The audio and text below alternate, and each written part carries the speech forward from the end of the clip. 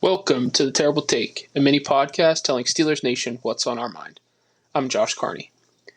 Oh, Ben Roethlisberger. Even in retirement, he can come off a bit tone-deaf overall.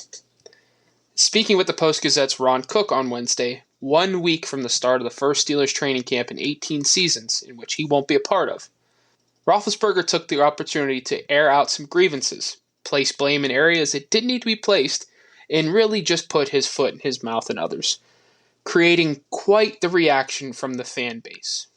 Make no mistake about it, number 7 is, and always will be, a beloved figure in Steelers history. But it's time for him to fade into the background and truly enjoy retirement, rather than sounding like a bitter, petty, and overall tone-deaf individual. Roethlisberger made waves Friday when Cook's piece dropped.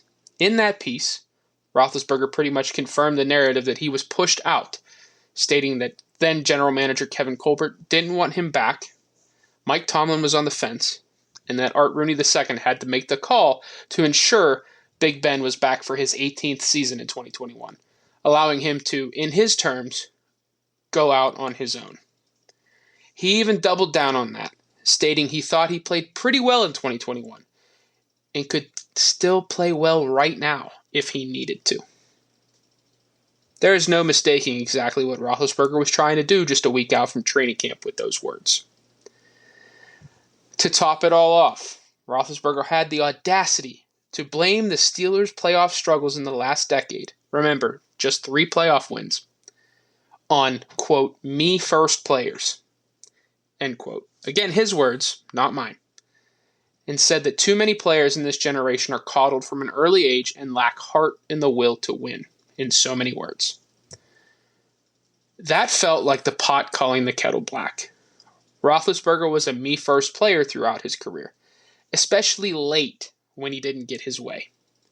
You know the great thing about that? It's perfectly fine that he was that way. Who cares? But let's not forget, this is the same guy who for years, on his own radio show in the city, aired out grievances with teammates for performances in games, took subtle shots at coaches, and gave icy welcomes to rookies because he didn't agree with the picks. You want to talk about me first?